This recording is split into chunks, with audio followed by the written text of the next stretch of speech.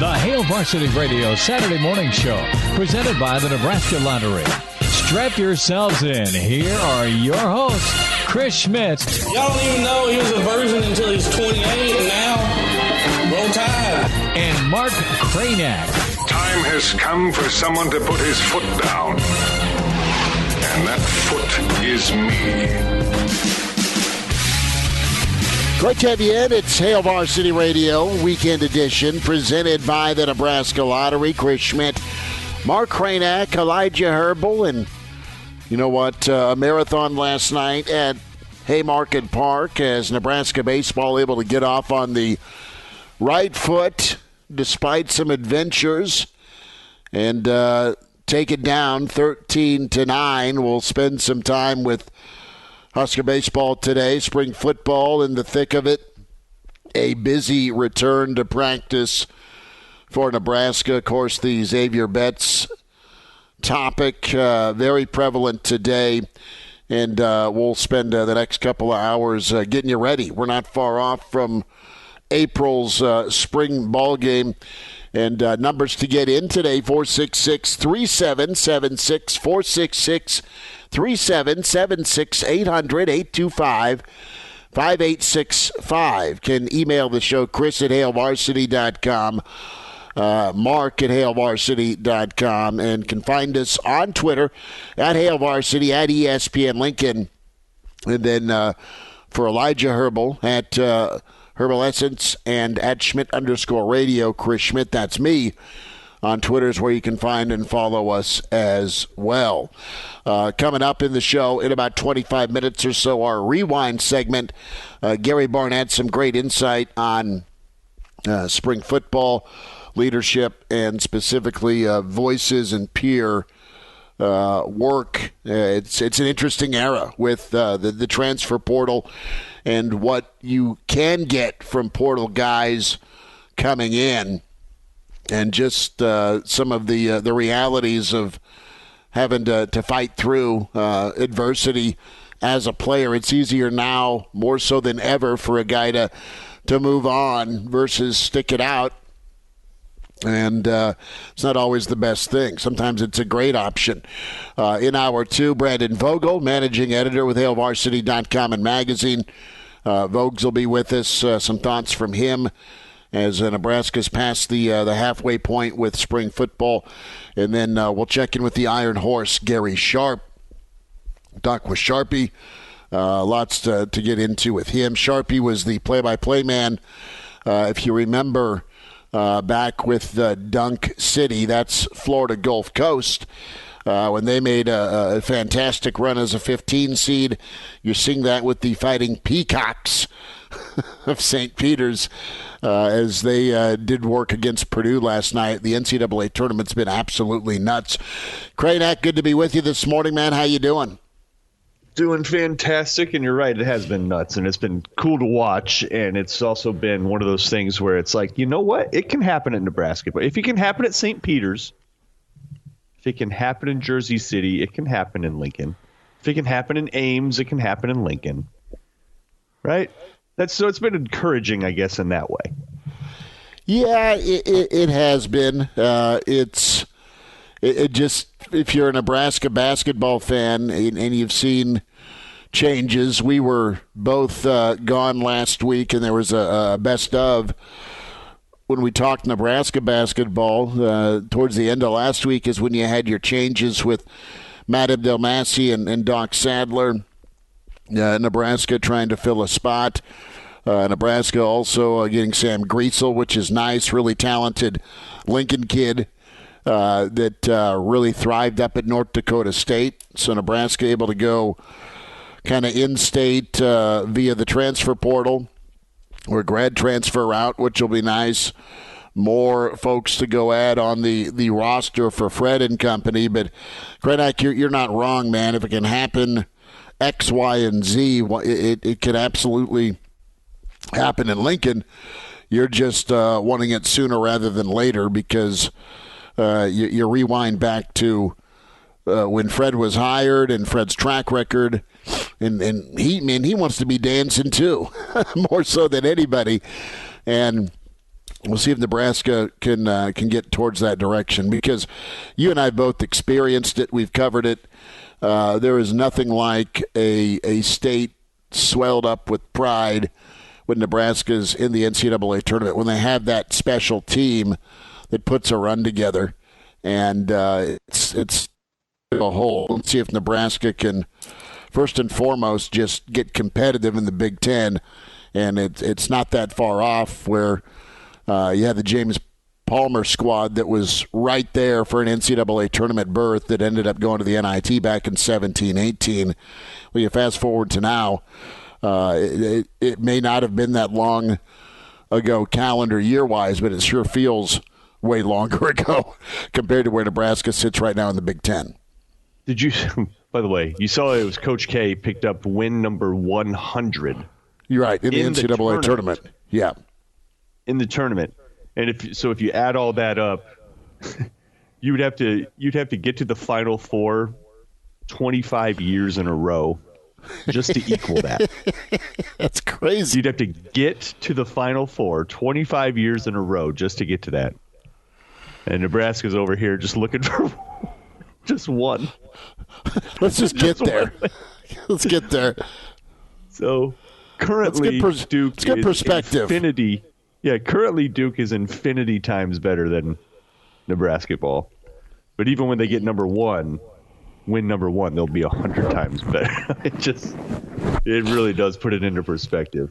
Well, this is the salt that's been poured in the wound, and I don't know if this was from a Nebraska fans account or just a evil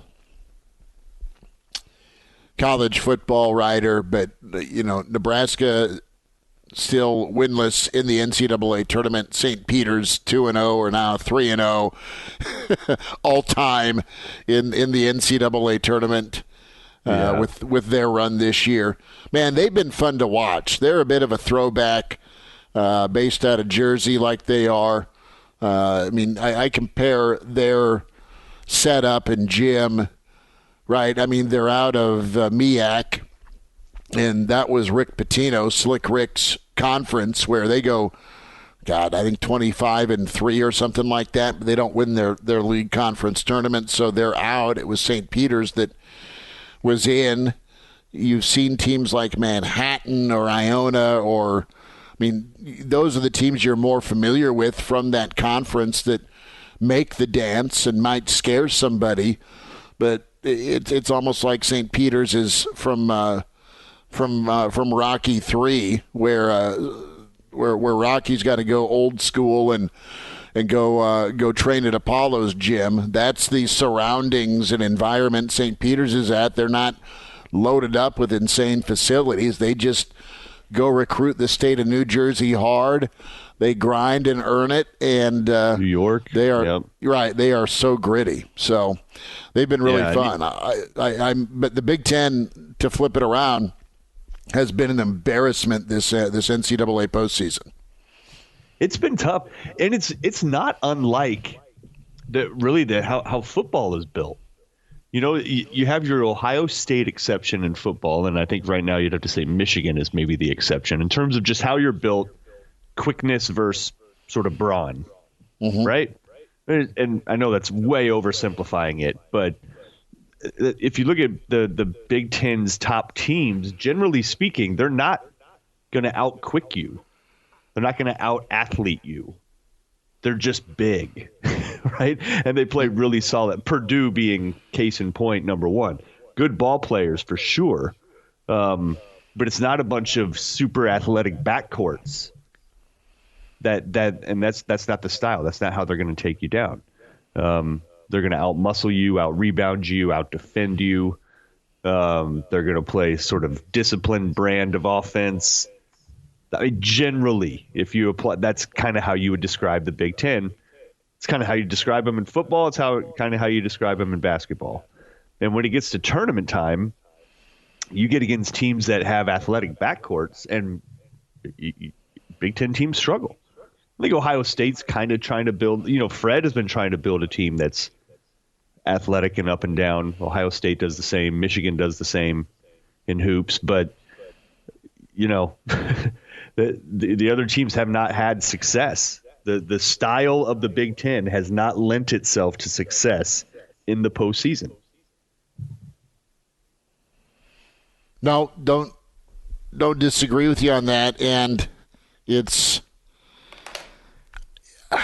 Dan Dockich is a guy that is a lightning rod of controversy for some. But I think he's a pretty much straight-up truth teller when it comes to Big Ten basketball. And he was active last night, right? Grainak, he's an Indiana Bob Knight guy. And he threw out the question, is this the worst Big Ten loss in the NCAA tournament when it comes to historically speaking? Because you're Purdue, you're giant, you've got an All-American, you've got the size, the strength, you've got beef inside, you've got three-point shooting outside.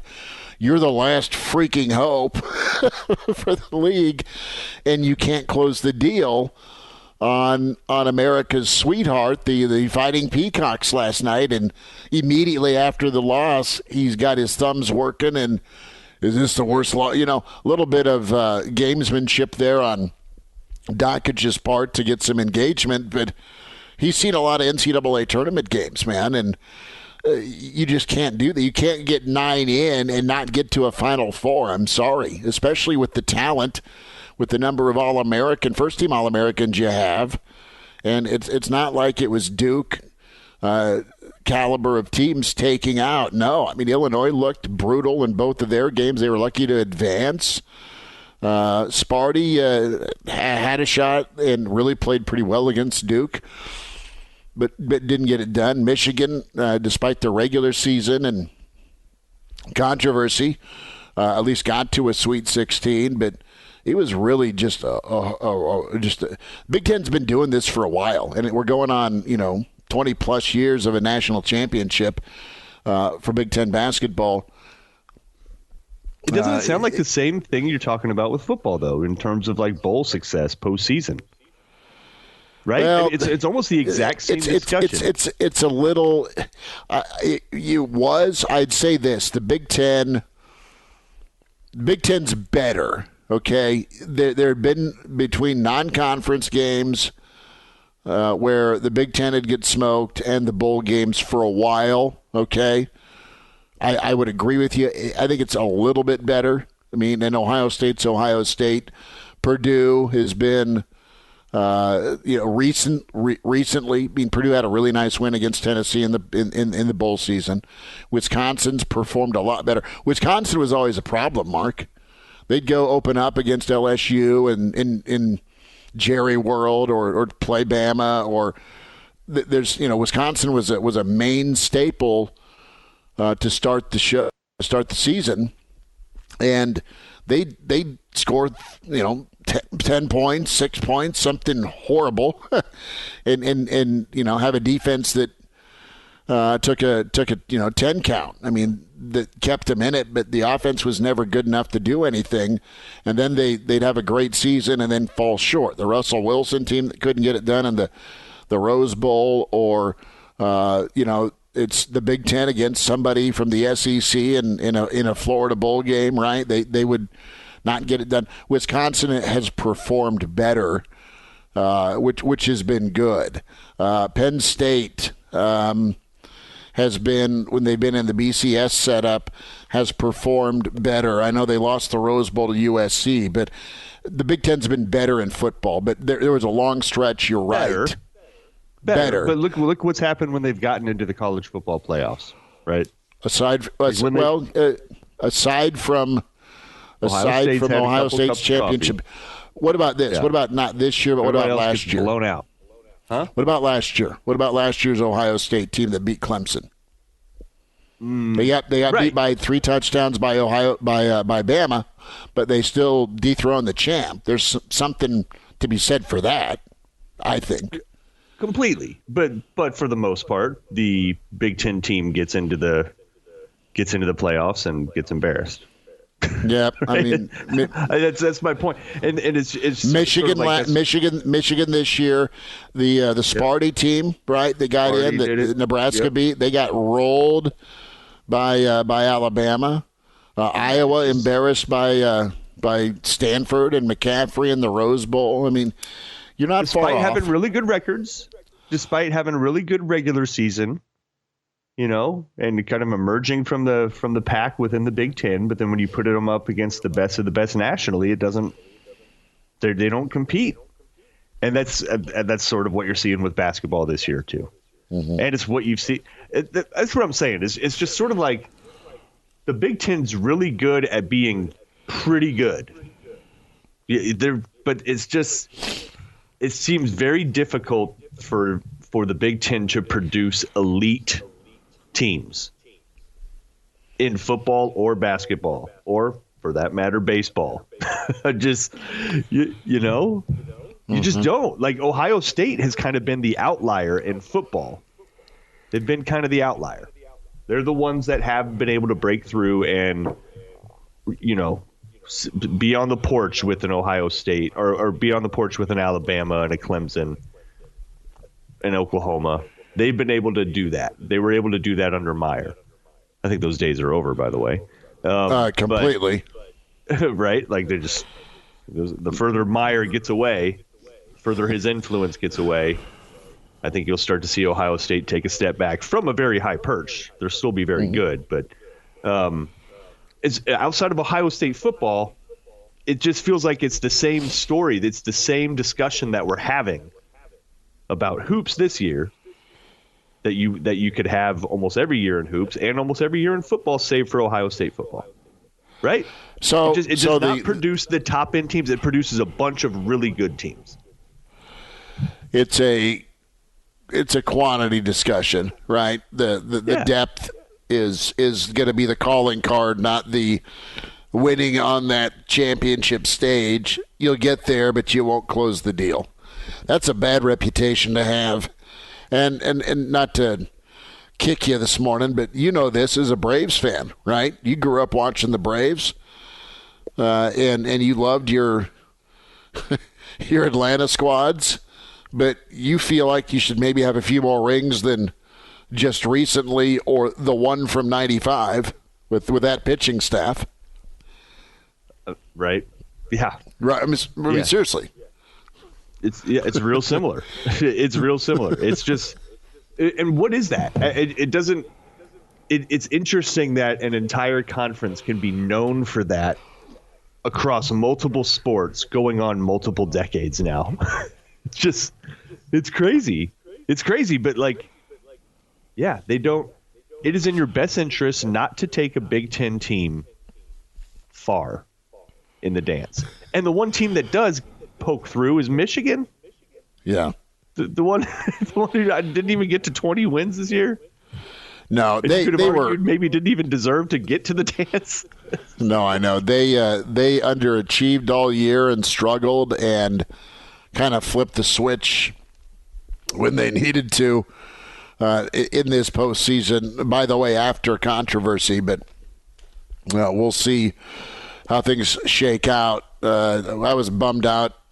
I don't mind North Carolina, but I really like Mick Cronin. And UCLA they let that one get away last night. That's what I was kind of focused on. Cranack, let's shift gears. Let's touch on Husker baseball.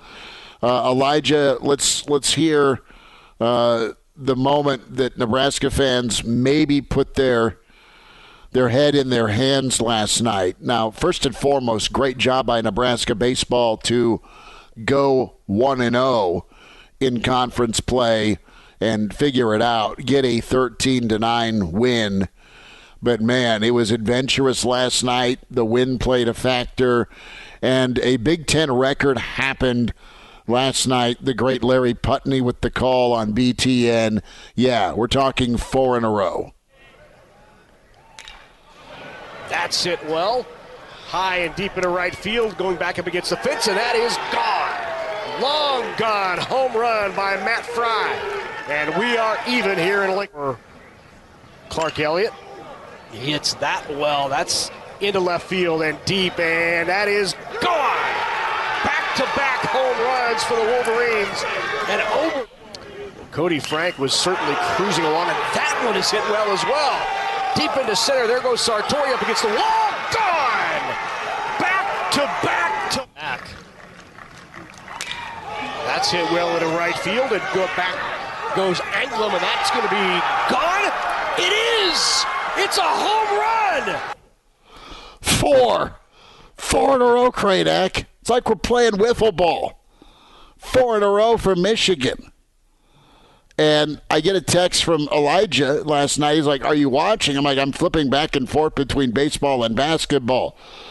The mighty Wolverines, back to back to back to back. I mean, we've got diarrhea of the mouth, Chris Berman style. Back. I mean, that doesn't happen ever, and it did last night.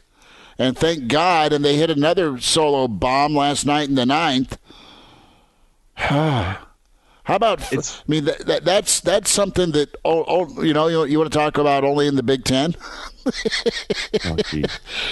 I mean, that's crazy. Tim emails in. I don't mind North Carolina. Come on.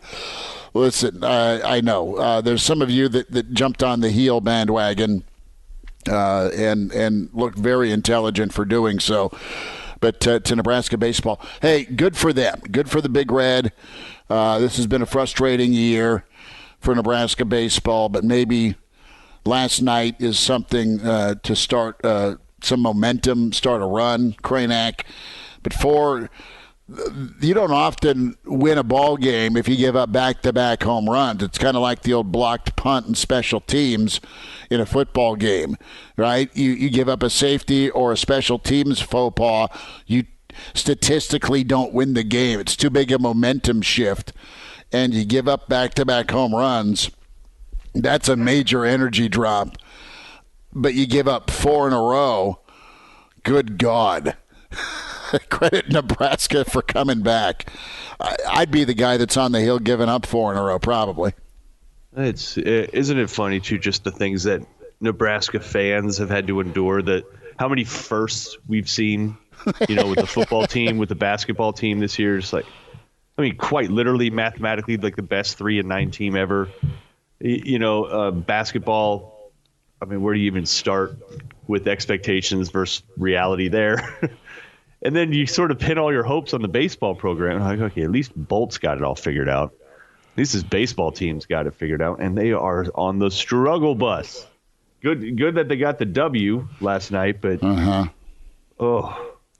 it's just men's athletics is just in this deep, dark hole, and things need to be sacrificed.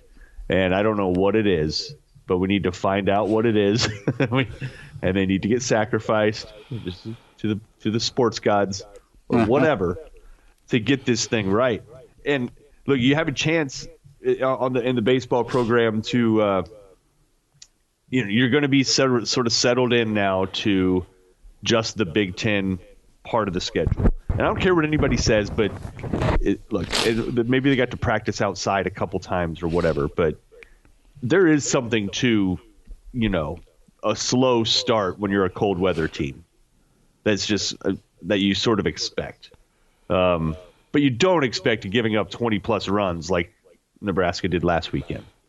And losing, what was that, 21-2 or something? Like, just come on. 21-4.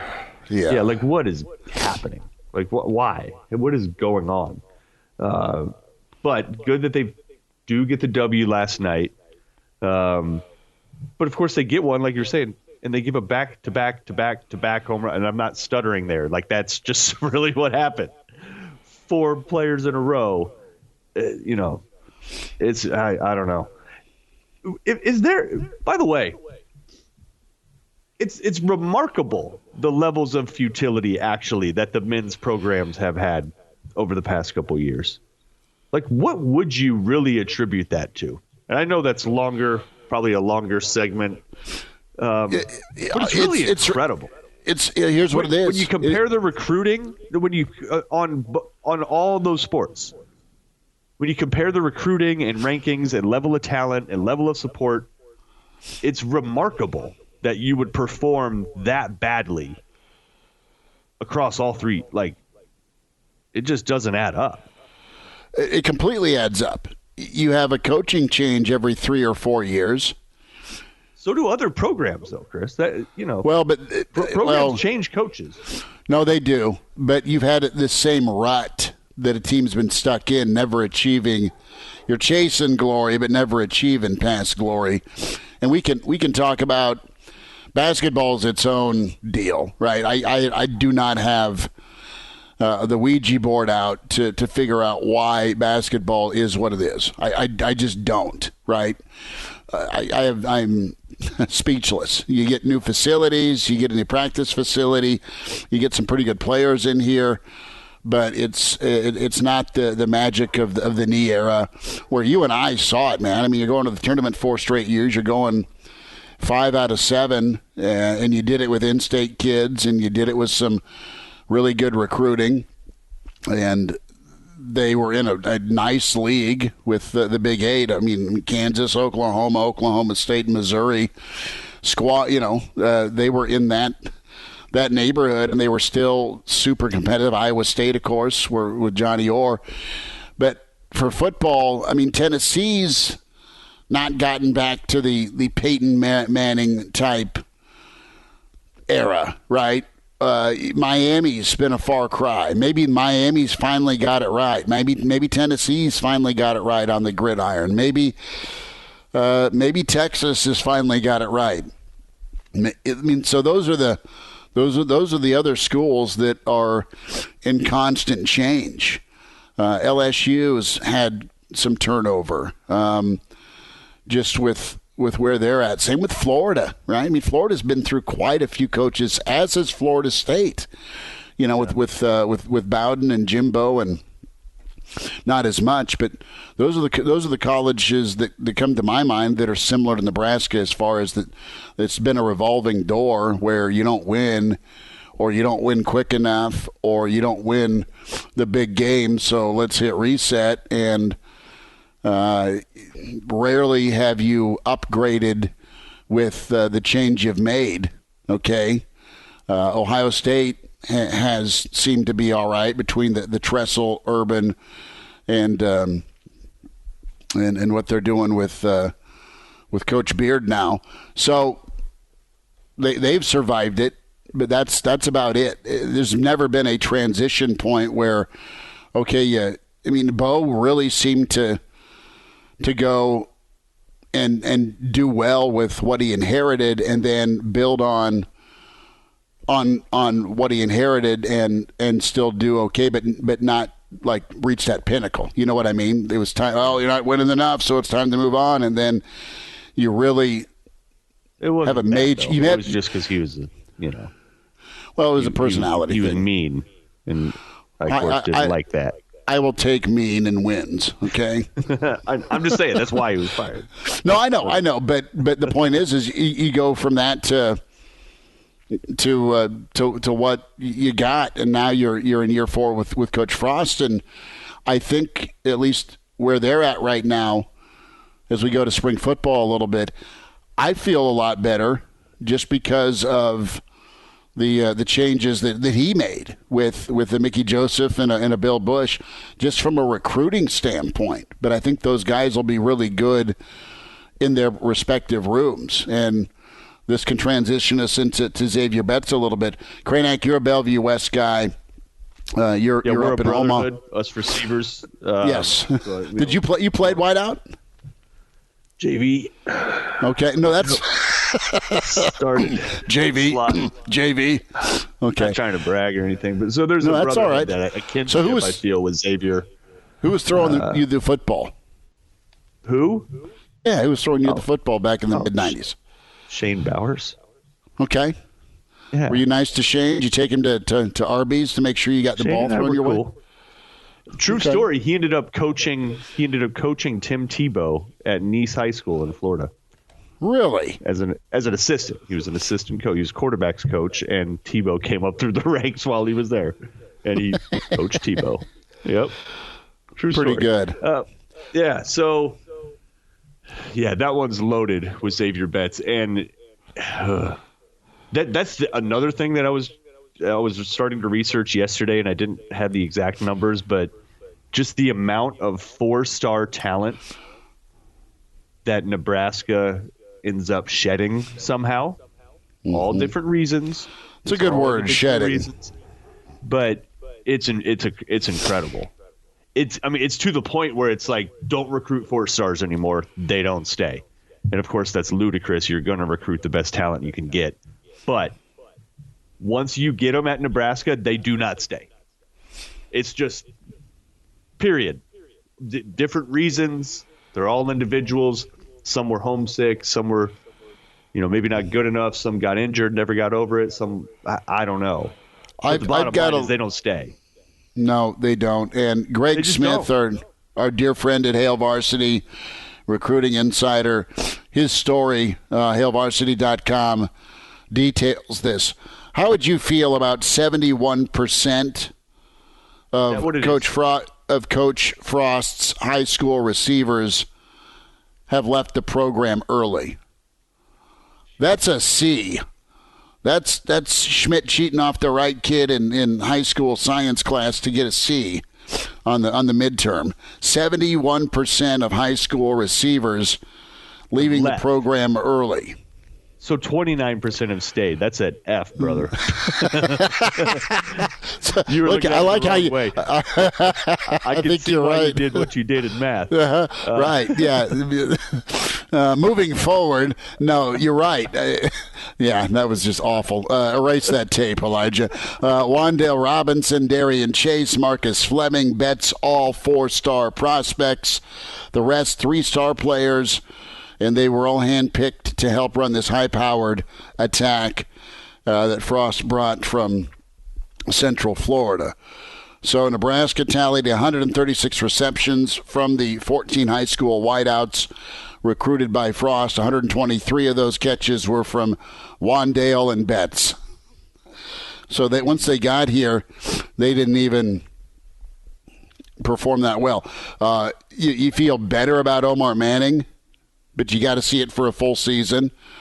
Toure and Oliver Martin are guys that are transfer guys. And you're on your third receivers coach in a 4th season now. When you look at Walters gone, Lubick gone, and now you have Mickey coming in. The good news, you hope, is that some of the kids that are part of the 2022 class get here, stay, and develop. And then you get a lot out of this room because I think there's talent there. Cranack with Betts, I think this is a situation where Scott and staff get hammered a lot. And you mentioned the 29%.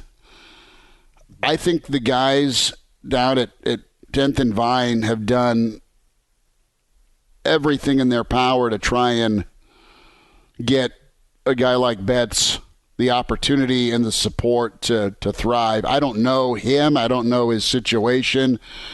I just know that the staff and the head man are mindful of all the kids. I mean, they're trying to make it work. And my read on it, and we'll hear more from Gary Sharp on this here next hour, it just kind of comes down to a guy that may be done with football because he's just done with football.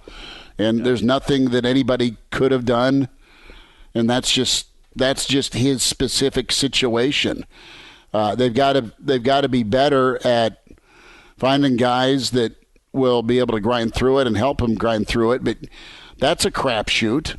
I don't think it's an effort issue on the staff or the head man. I mean, they're going after what they think fits talent-wise, and I think you need the attitude and the mentality that Mickey's bringing in that receiver room. I mean, I think that's the dude that I feel great about on this staff, and I feel really good about the changes again. But I think Mickey and Bush are the home runs, and I think Applewhite's. I mean, look at Yant, kind of look at his buy-in at the running back spot, and I don't know. I mean, it sounds like the O-line's doing all right with Raiola. You got to see it during the fall, but there's not much to do here other than hope Betts comes around and says, yeah, man, I miss football. I want to play ball again. And I don't know if that's going to happen. Yeah, it's something intrinsic there. Just because you do really have to commit at a pretty deep level if you want to play Division I football, unless you are the most talented person on the planet. It's just, and he is talented. But yeah, you gotta really lock in. You gotta live a super disciplined life. You gotta do 6 a.m. to 10 p.m. daily. It's a big commitment, and some folks want to do it, some don't. There was that kid from Omaha North who was the center. His name escapes me right now, but really good player too. Yeah. No, I get you. Ended up stepping away. And so look, like on each individual case, you don't look at it as an indictment on the staff, but when you look at it collectively over time, I mean, look at like the 2020 class. Listen to some of these names: Sevion Morrison, Henry Gray, Keyshawn Green, Jaden Francois, Marcus Fleming, Nadab Joseph. Those are all 4 stars that came and that are not here anymore. All for different reasons and whatever. But, hello, that's a lot. And that was the 2020 class, and you can do the same thing on the 2019 class. You can do the same thing on the 2021. Desmond Bland, Jackson Hanna, Jamie Nance. See who else we got here. Jakeem Green. Those are some of your 4 stars not here from the 2019 class. The one guy that's gone on to thrive elsewhere has been Wandale. True. I mean, the rest of you've not seen success elsewhere. Not that you don't wish that they have success. Absolutely, you want the kid to go thrive and perform. Excuse me, but you've not. It's not been a. To reference Russell Wilson, winning 5 ball games at NC State and then bang, you move on somewhere else. And here's a Rose Bowl. You haven't seen that type of situation yet. Let's get a timeout, and we'll pick this discussion back up on Betts with Brandon Vogel and Gary Sharp. Next hour, Rewind's on the way with Gary Barnett. Some great insight on what you do in the portal if you're a coach from Coach Barnett. That's on the way. Weekend edition continues. It's Hail Varsity, presented by the Nebraska Lottery.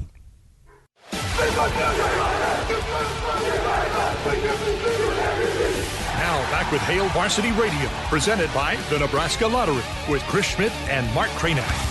Back into it. It's Hail Varsity Radio, presented by the Nebraska Lottery. Let's talk with Hall of Fame coach Gary Barnett. Coach, how's the week? It's been a great week. I've had my 3 grandkids in from Evanston, Illinois, and pickleball, basketball, swimming, golf, pickleball, basketball, swimming, golf. So we've been doing everything. Does grandpa/coach I wouldn't say let them win. Do they challenge you at golf, or is this a friendly round? No.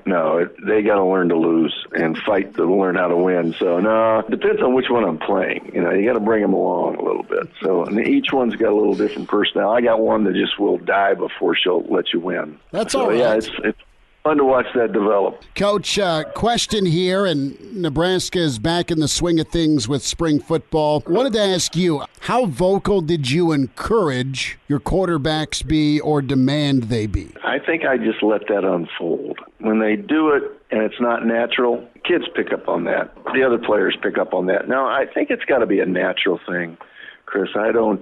He learns how much in control he wants to be and needs to be, the quarterback I'm talking about. And he needs to discover his own voice, and he needs to discover his own way of influencing others and what's the best way to do it. And he also needs to discover how each person is motivated in a different way.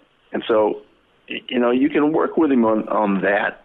Let him understand how other guys view things and how they are motivated and what kinds of criticism they take. You can explain that, but I think you've got to let him discover his own. That discovery learning is the most valuable. Gary Barnett's with us on Hail Varsity Radio. The topic of voice and leadership's pretty prevalent in spring. It's a storyline.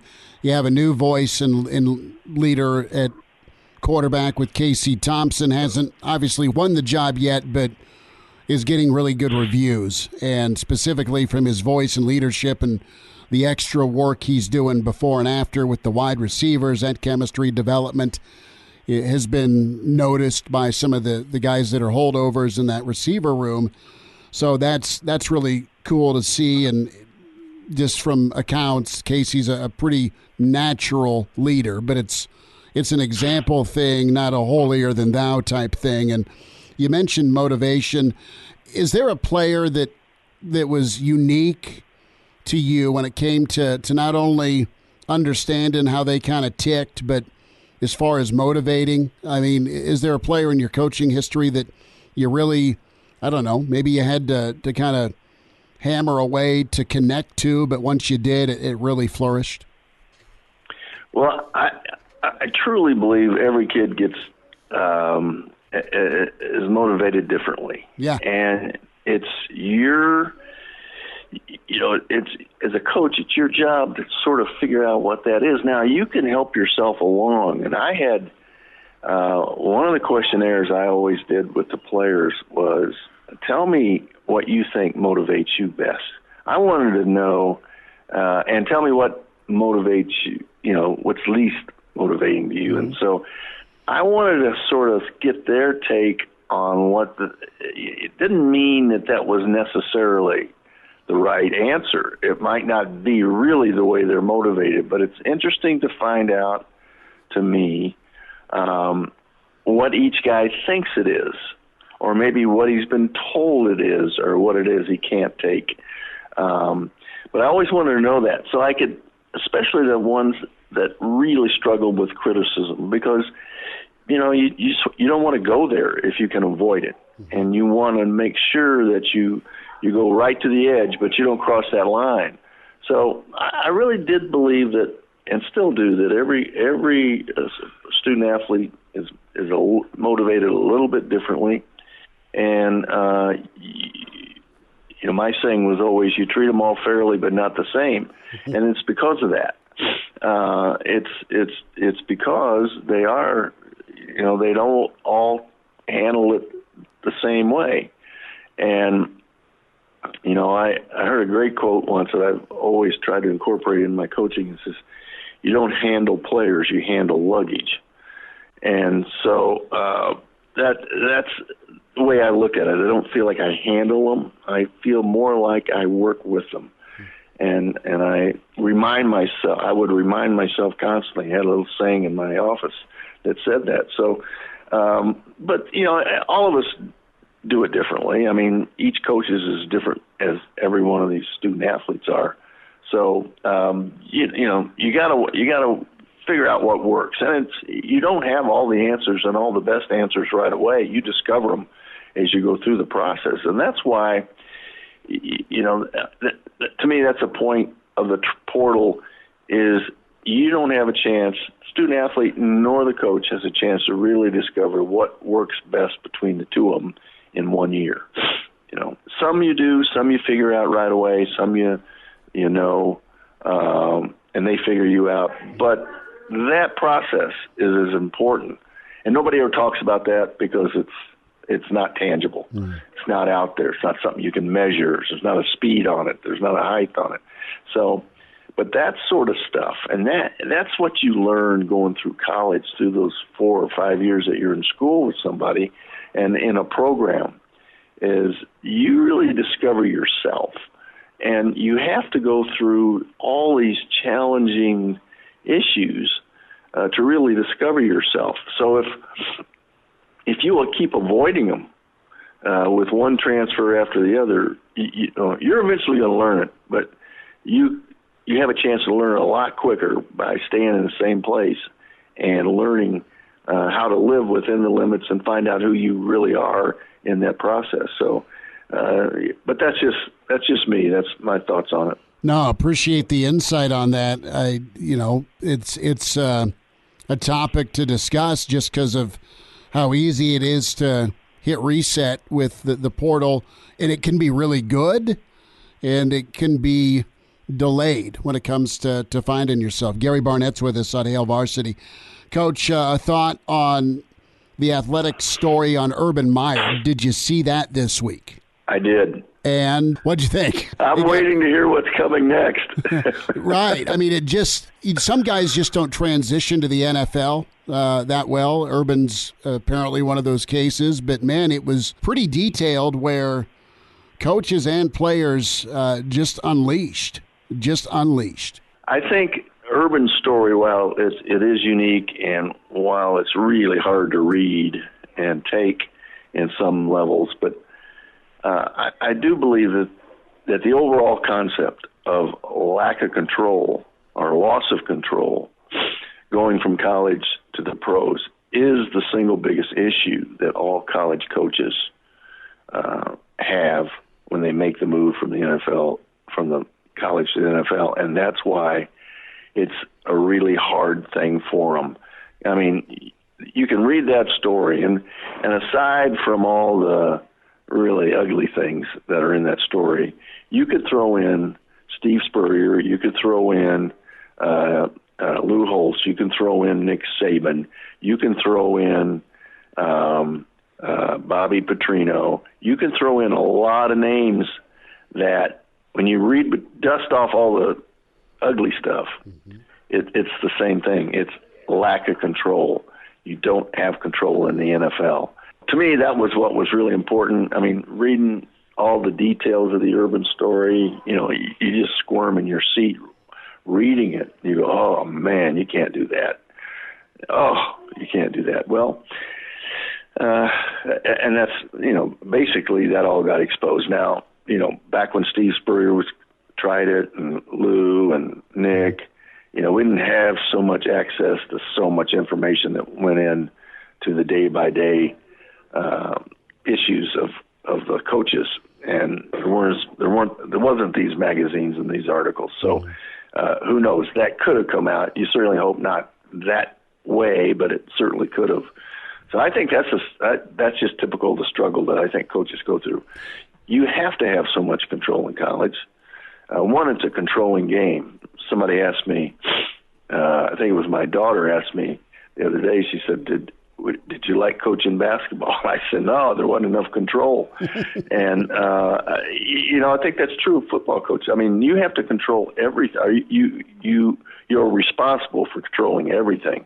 And when the play changes every 30 seconds and, everything comes to a stop for 20 seconds and then it starts back up with another play, you've got to understand the importance of every one of those situations, and you have to have some degree of control and information about everything that could take place in the next 5 seconds. So, and you learn that becomes your life and the way you live your life. So making that move to the NFL where you don't have that kind of control, you've got to learn to give it up, and you got to learn to, to give veteran players their just due and their responsibilities. So it's, I think that's always been the struggle between college coaches and the NFL. Coach, last thought, if enough time passes, does he coach again? Oh, in this day and age, I don't know. I would think it'd be really hard. I don't know what administrator can sit there and go in front of a press conference and say, we're hiring Urban Meyer despite all the things that you read from all these people. I don't know how you win that press conference, and there aren't a lot of ADs willing to lose a press conference right away. So I think it's really hard to do that. And what Urban's got to realize, and all of us do that get fired, is that, you live through these dark days and they make you better. And, I hope he approaches it that way. Yeah. And others approach it with him that way, and others look at it that way. You'll get through this, and you got a chance to change everything that's happened if you want to change it, and go from there. Gary Barnett with us. Yes or no, would you have traded Tyreek Hill?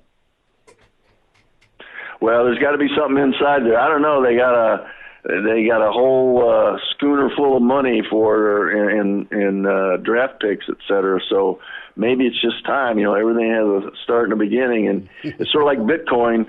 When it gets up there, you better sell it while it's worth it, because it's going to fall off the next week. So I don't know. I don't know. I have to talk to Eric and see just what's up with that, the enemy. But I hate to lose that guy. Oh man, him and Mahomes. I mean, that scramble drill. Good luck stopping it. It hasn't been stopped the last 5 years. It's been incredible. No. Coach, enjoy time with the fam. Thanks for a few minutes. All right, Chris. Great being with you. The Hail Varsity Radio Saturday Morning Show, presented by the Nebraska Lottery. Strap yourselves in. Here are your hosts, Chris Schmidt. Y'all don't even know he was a virgin until he's 28, and now, roll tide. And Mark Cranack. Time has come for someone to put his foot down. And that foot is me. Welcome to it. It's Hour 2, weekend editions here. Hail Varsity Radio, presented by the Nebraska Lottery. Chris Schmidt, Mark Cranack, Elijah Herbal. Plenty to get into this hour with Husker spring football, Husker baseball, NCAA tournament. The dance has been, a rave. It's been incredible, topsy-turvy, and you have the Peacocks capturing the nation's heart. We'll see if they keep on strutting moving forward. We welcome in managing editor with HailVarsity.com and magazine, author with John Cook, Dream Like a Champion, Brandon Vogel with us this morning, at Brandon L. Vogel on Twitter. Vogues, how's the morning? Thanks for the time. I'm doing well. How are you guys? We're good. We have tried to solve the world's problems this morning, but we have been unable to solve the Big Ten's problems. So let's start there. Why do you think the Big Ten just has a tough time when it gets to winning time, i.e., performing better in the NCAA tournament when you get 9 teams? You had 8 teams last year. And also on the football stage. It's been a long time since, Ohio State's rock and rolled. Yeah, it's an interesting, a tough problem to solve. I mean, for this year's basketball tournament in particular, it's been a little bit chaotic. We've got one seed still alive, which is not a common occurrence, I guess would be the way to put that. So when you're the Big Ten, you got 9 teams in. Inevitably, you've got a handful of pretty highly seeded teams. But, I mean, we talked about it on Thursday. Purdue had a dream scenario to kind of get to the Final Four. So that one stings in particular. I wonder, when you kind of loop in football to this discussion and the Big Ten, we can talk about the weekly grind that it is, particularly in football, though that's true in basketball. I wonder, and, this is kind of, I think, somebody who didn't grow up in the Big Ten, as Nebraska is kind of still the new guy. If you grew up in Michigan or Ohio, this is probably different. But I still have this view of the Big Ten being very insular. And, in college football, whether it was the Bowl Alliance or then the BCS, the Big Ten was just like, well, the Rose Bowl, the Rose Bowl, the Rose Bowl. And I still get that feeling from it. And I wonder if it's just an outsider view, but the Big Ten does seem to put a lot of stake in being in the Big Ten, winning the Big Ten. And it's hard because these programs, they're some of the biggest programs in college athletics. They're all operating on a relatively level playing field, particularly in a conference TV network era. And I wonder if that isn't part of it, because the SEC is a grind football-wise, week in and week out, yet we don't see those teams kind of struggle. I feel like there's just a broader approach to winning the last game that you can play in the SEC than I get from the Big Ten. Brandon Vogel is with us on Hail Varsity Radio. Hey, quick step aside from the tournament. Want to touch on Trev Alberts and his radio appearance this week, where he, of course, touched on a number of things. But one that's kind of in your wheelhouse, I think, in terms of the brand in general and the implication on uniforms. And it's the second time that we've heard him complain about he doesn't think Nebraska's been very good about establishing a look and an identity across all sports or maintaining the integrity of it. And then on top of that, the field turf decided it's not going to be a two-tone turf. It's being replaced right now. It's going to be a solid color green. and the markings are going to be largely the same. Your thoughts on Trev and what he wants to do to, I guess, preserve and amplify Nebraska's core look across sports, and what do you think that will be? Is it the script Huskers, and is it the sans serif in, or is it the more blocky in that we've seen?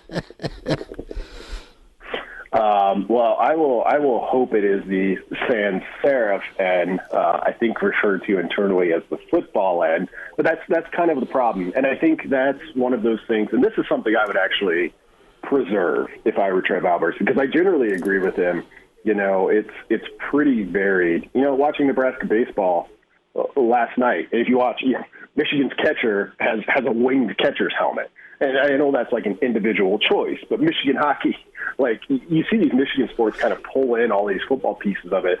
And, you know, that's a little bit of what doesn't happen in Nebraska. And I'm not saying it needs to, but I really love Nebraska's logo. It's the football logo, the logo that's on the football helmet. I know a lot of people prefer the block end, and I think that works great for all the other sports.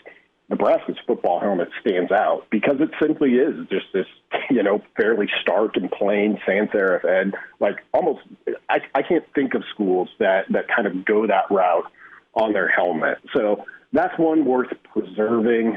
I think beyond that specific example, you could use a little bit more unity, a little bit more consistency. The script Huskers mark has never been my favorite, but it seems like people really like that. It connects Nebraska to a previous era, a very successful era. So I could see that one sticking around because as good as the iron end is, the block end, it doesn't stand out a ton, you know? I mean, what's the difference between that and Michigan's M or all of these other schools? So that's kind of the tough part. If you want to stand out a little bit, maybe that script Huskers mark is the way to go.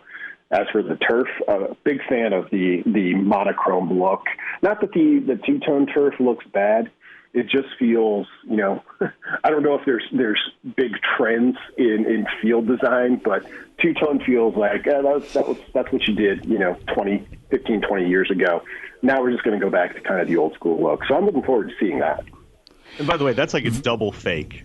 You know, when you go two-tone on the turf, like, I already know it's turf. That's fake. Oh, now you're going to two-tone it like you're mowing it differently. Come on, that's like double fake. Vogues, did you ever get into the acquisition of some field turf back in the day, the AstroTurf, right? You could show up at any Husker sports shop, memorabilia store, and undoubtedly there'd be a swath of the winningest AstroTurf in college football history. Did you dive in on that as a kid? No, I didn't. You know, I've seen those little squares of turf, you know, not just Nebraska, but various other places. The only turf-related memorabilia I acquired was when we went to Chicago in, like, 1993, so I was 13 or 14. We went to Soldier Field. For whatever reason, we could get in, and, like, it was, like, totally open. And we were right down there. There's a fence, so you couldn't just go onto the field. But I definitely reached my hand through the fence, plucked a few blades of grass from the Soldier Field turf, and kept those in a vial in our refrigerator for I don't know how long. I mean, at some point, my mom must have gotten rid of them. But definitely had a few blades of grass from Soldier Field. Have you done that throughout, kind of like the scene in Private Ryan, right, where, you know, there's different soil collections from the different regions of the theater in Europe? I forget the actor's name, but he does not have a good rap sheet. But you know where I'm going with this. I mean, have you collected blades of grass at other stadiums? Well, I would like to, but the problem is that don't play on grass anymore. You got Northwestern and Purdue, and that seems to be about it. I guess Penn State, Nebraska hasn't been there in a while. So Notre Dame too. Yeah, I like the idea. Yep. Good enough. Vogues, let's go to spring football. We'll get to Yant. I should say Betts in a moment, but I want to focus on Yant and kind of his transformation, not just from a body standpoint, but just the work that Applewhite's been doing with him. What did you think of some of Yant's comments from earlier in the week? Well, he, kind of, I think, displayed outwardly the, devotion that I think it takes to really succeed at this level. Because, we know from Coach's comments, that's why he didn't see the field earlier. When he did see the field, you notice the size immediately. But then when he gets to carry the ball, the Northwestern game this year was a great example of that. You see, just the athleticism and the talent there, and it's a really intriguing package if you can just get it to kind of its optimal point of here's where you don't give up a lot of your physical advantages, but this is also the place where you can take most advantage of the skills that you have. And, this is one of those where you're going to have some guys who you bring in a new position coach and maybe it doesn't mesh and maybe it doesn't work for certain guys. But you're also going to have guys like this where I think it has that potential. And I'll say I've been pretty impressed, just listening to Applewhite's availability throughout this spring with his approach. I don't know all of it. You only get to see a fraction of things, but it seems pretty detail-oriented, pretty process-focused. So I'm intrigued to see Nebraska's running backs, not just at the spring game this year, but then going into next year, because I think they might have hit on something there with the coach that they chose to bring in. And it's clear that Nebraska, they've got Anthony Grant, the praise for him has been pretty strong so far, but you've also got this existing running back room. So somebody's got to come out of there. Nebraska could use a back that when times get tough and you absolutely need to pick up a third down, you got to have a guy that you can go to. And it's been a while since Nebraska's had one of those sure bets in the backfield. Brandon Vogel with us on Hail Varsity Radio. You talk about sure bets, and in the recruiting world, 4 stars are generally considered sure bets. And then there's Zavier Betts. Wow, there's a lot of word association going on here. It's remarkable, though, Brandon, and I'm wondering if there is something we can point to. Is it evaluation? Is it development once they get here? Is it luck? But Nebraska's batting average on 4 stars, once you get them here, and turning them into contributors that stay, is horribly low. You look at the 2021 class, and you had 3 4 stars. You had Prohaska.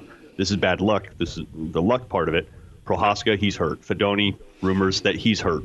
Hohili, he's already transferred, right? Then you go to the 2020 class, and there's all those Florida guys that came in that were 4 stars that have all transferred away. Look at the 2019 class. You got Jackson Hanna, Jamie Nance, Wandale, Jakeem Green, folks that just end up transferring out, not contributing very much. Desmond Bland was a guy that never even showed up. It's crazy how little production Nebraska gets out of those top-end recruits. And is there anything that we could chalk it up to? Is it a combination of things? And what does that mean for Nebraska going forward? Is it because you can never really be in a position where it's like you just stop recruiting talent. But it's really crazy how little Nebraska gets in return, which kind of, as you talk about recruiting, it makes recruiting rankings just a really a pointless exercise. Like, it doesn't matter what Nebraska's recruiting rankings was on any given year because the guys don't stay. Yeah, and this is something, having looked at attrition, really starting in 2011, so the Big Ten era, it's kind of the case for Nebraska. At Nebraska, the higher a recruit gets up the recruiting rankings, the more likely they are to not finish their career at Nebraska.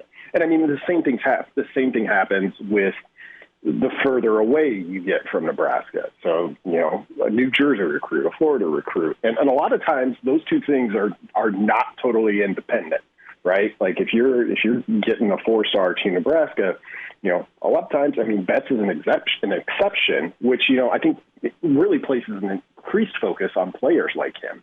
But a lot of times you're having to go outside of Nebraska to get that. So I do think it's a little bit of confluence of factors there.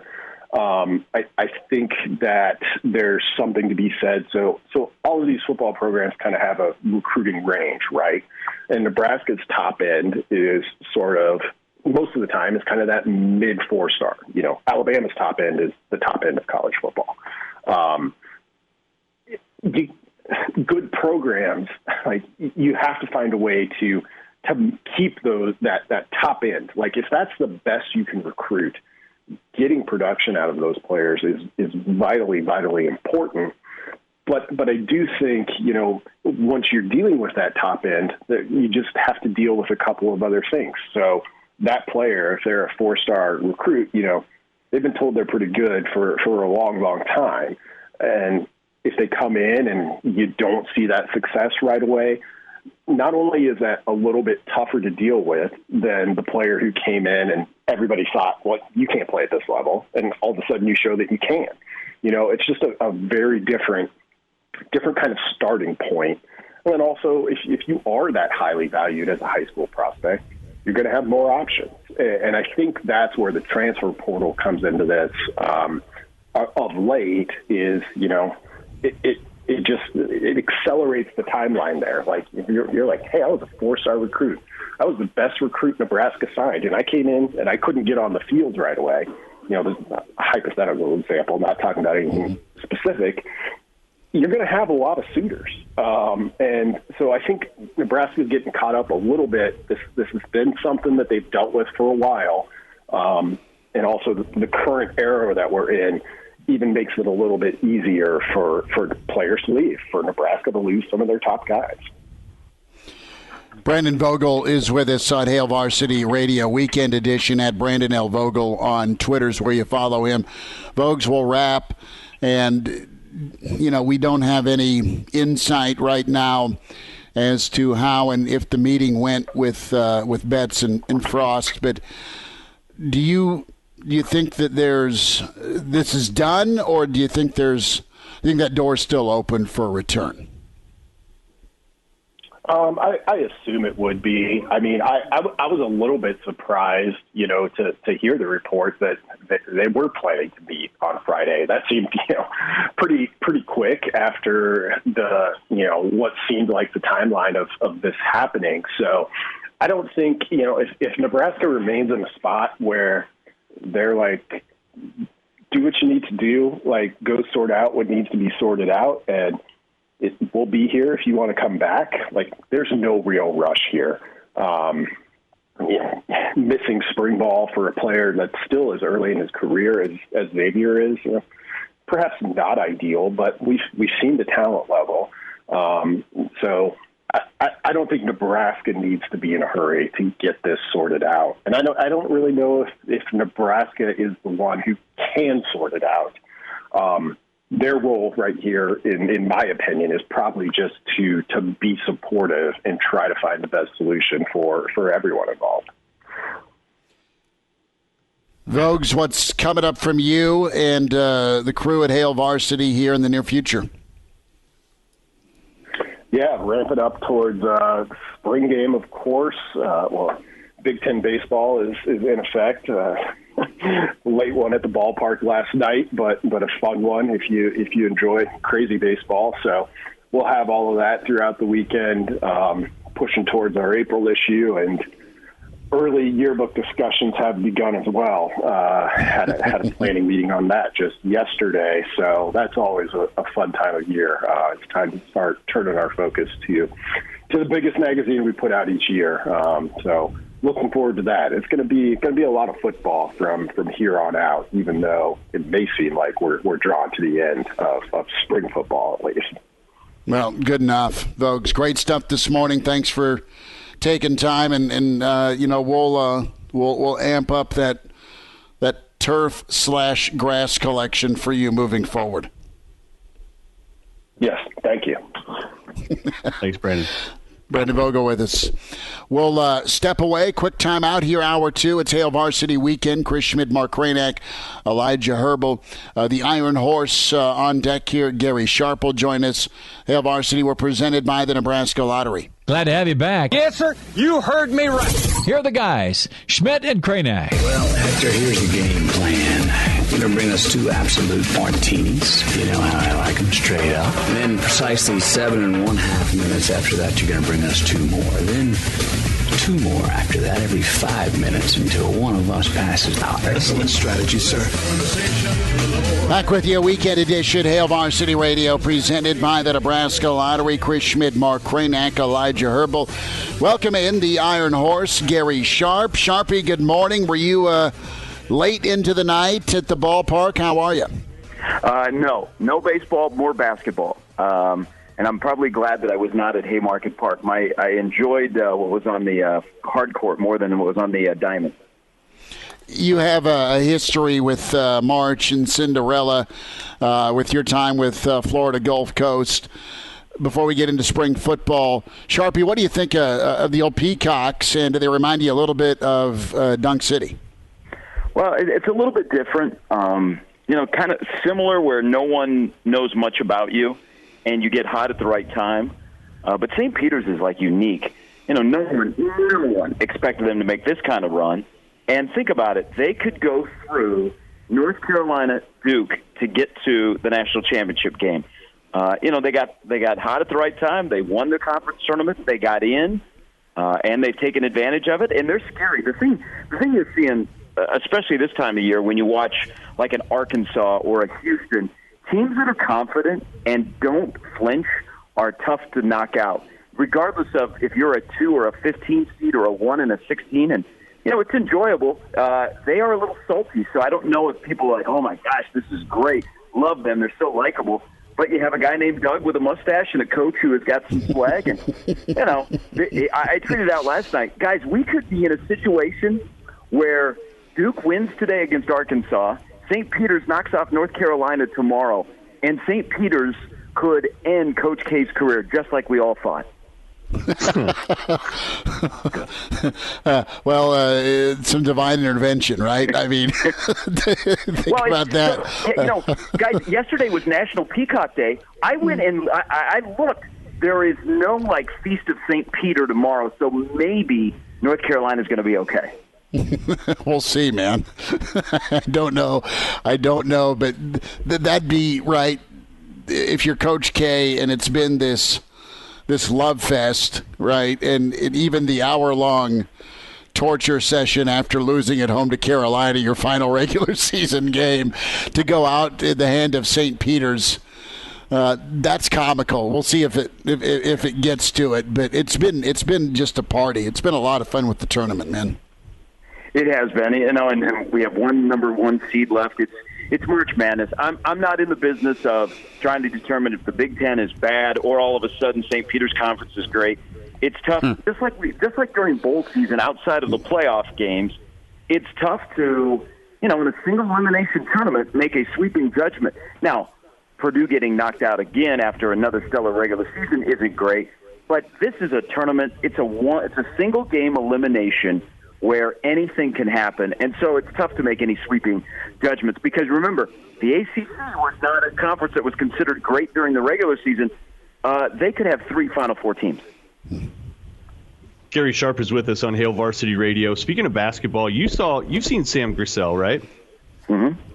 Quite a bit versus UNO. What is Nebraska getting with that? You've seen him in person. What's Nebraska getting with him? Well, I think one thing they're getting is something that they've lacked, and that is somebody with some stability and some leadership, and somebody that's not going to ride the EKG of what's happening on and off the floor. I think it's a good addition. I think people need to be very careful. And Sam had a really good career at North Dakota State, and he played for a coach that knew what role that he could play, and he let him expand. And Sam had the ball in his hands a lot. He's gonna be able to play that position. But I don't look for him to come in and play 26, 30 minutes, guys. I think you can find a role where he's playing 15 to 20, maybe a little bit more, and he has the ball in his hands. He's able to shoot. He's able to get downhill. He's able to help guys on the floor. I wonder if, what his defense is going to be like when you're facing guys the same size in the Big Ten on a nightly basis. But I think it's an important pickup for Fred Hoiberg. Everybody's going to say, well, look at what he can do for Nebraska basketball. Guys, it's about the optics. And I think this is a good pickup for Fred Hoiberg because he's going to be something that Nebraska has lacked inside of the walls, leadership.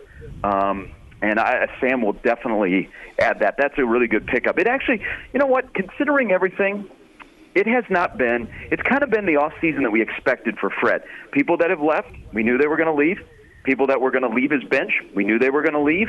And he's gotten, reaffirmation of 2 commitments that are going to be key to next year. So now the next step with Nebraska basketball is get another win. I thought Nebraska got a win when Sam Grissel said, yes, I'm coming home.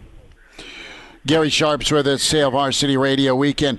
Sharp, are you going to go to spring football? And, Thursday's post-practice, we were expecting some sort of read on Fedoni and an injury update, but the news that's carried into the weekend has been Zavier Betts. You're locked into Omaha and covered all sorts of Metro teams, and you saw Xavier's Bell West team. And reset for us with what you can or are comfortable with, just how you read this situation, how it got to this point, if you can. Just give us some insight. Well, let me my partner in the morning here at Omaha on 1620, Damon Benning, he knows Zavier really, really well. Really, him and his wife helped Zavier a lot in the process from Bellevue West to Nebraska. And Damon and I had a long chat on a podcast that we have, and I encourage people to go listen to that, and I'll give you some insight into what's going on. So Zavier has had his ups and downs, and he is sometimes we wondered, okay, why aren't they using him? Well, come to find out, it's a lot of on number 15 on why he wasn't on the field. Not knowing the plays, they couldn't trust him. They didn't know what they were going to get out of him. They gave him a lot of opportunities, and they kept stretching the leash a little bit. But when Mickey Joseph showed up, there was a different Zavier Betts. He was dialed into the craft. He was dialed into the grades. And this, the first part of spring ball, everything was good, and then they go away for a week. And you get around people that are not football people, and Zavier doesn't hang around a lot of football players. He hangs around a lot of people that are his age, that are friends of his. And I'm sure during that week, whatever happened, he said, man, do I really want to go back? He was on a team. He was with a team meeting on Sunday, and then after that, he was AWOL. They lifted weights on Monday, didn't show up on practice on Tuesday, and then it was announced on Thursday that he was not around. Now, here's the situation. He is not kicked off the team. He's not currently on the team. I don't know the latest guys. I wish I did. They were scheduled to have a meeting yesterday. The door is open for him to come back. Now, I think he's got to, apologize to his fellow wide receivers, maybe do some other stuff. But this comes down to Zavier, wondering what his place is, his desire to play football. He wants to be more than a guy that wears number 15. He's going through a lot of things that I'm sure a lot of student athletes, and regardless of profession, at the students, period, all of us, we're wondering, we're really good at this, and everybody says you got to play football. But what if I don't want to play football? But everybody says, man, you're great, you got to play football. So I think he's balancing a lot of different things. But I will say this, and I reiterated this point on our podcast, this isn't a Scott Frost thing. This isn't, oh boy, here we go, another dynamic offensive player that can't hang out at Nebraska. He's gone. This is not a football head coach thing. I think he has given Zavier a lot of opportunities. This is now on Zavier to kind of figure out his path and if he wants to play football. And I don't know, guys. My initial read on this is I think it's going to be tough for Zavier to follow through and play football because it's a grind, and you can't be 1 foot in and 1 foot out, especially this year, and especially the position he plays and how important he is to this team. Well, and the new coach and kind of how demanding he is. It's a grind. It's a huge commitment if you want to do this. So I hear you. Like, if it's not for you, like, yeah, you're better off just admitting that and not trying. And here, let me just add one more thing. And you're right, Mark. Mickey Joseph is ideal for a guy like Zavier because Mickey doesn't put all the wide receivers into one group on how he relates to them. You know, you talk to a guy like Alante Brown, different. Inner city Chicago kid. You kind of understand what he's going through. You understand what Zavier Betts is going through because he's an in-state kid and everybody knows his name, and there's all these expectations after a stellar high school career. It's a balancing act, but, you know, I mean, Mickey's earning his chops. He's had his 2 top wide receivers walk away from the program already here in the spring. One has come back. You know, you're kind of, for the sake of the fall and the sake for the young man, you hope that the other one comes back as well.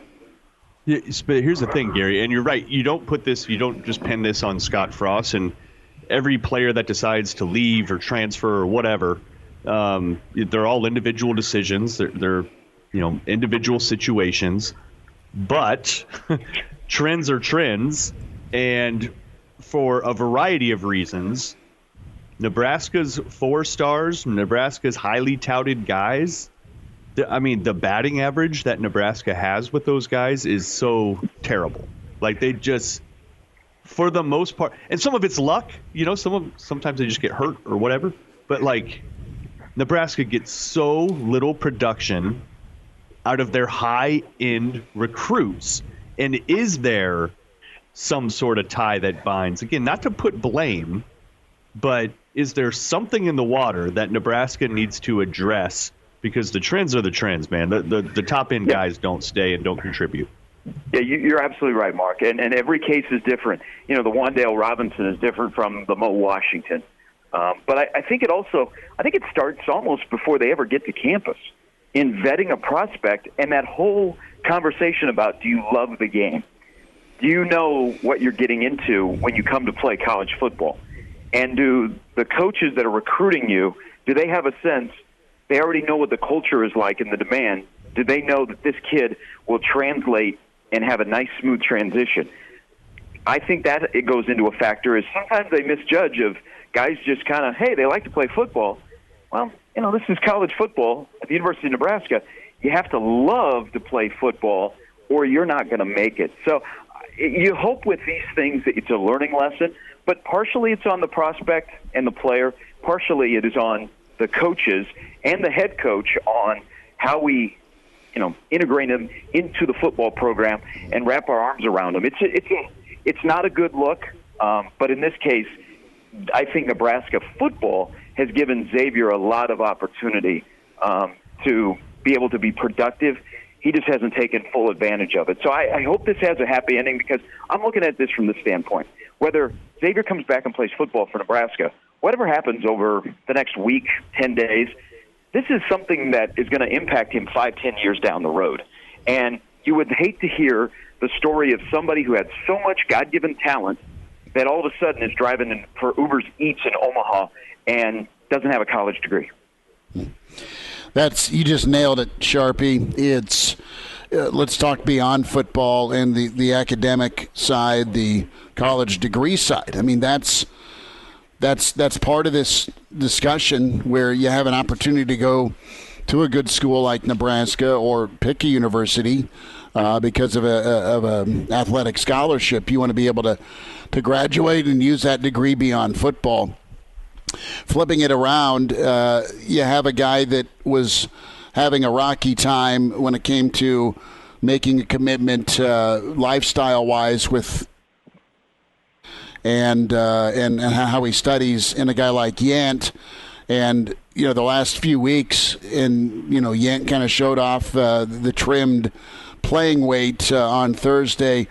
Sharpie, it really sounds like Yant and his running back coach, Applewhite, they've connected, and we've not been able to see spring, but at least the sound bites are a really good advertisement here for the new man in the running back room and really a new Yant.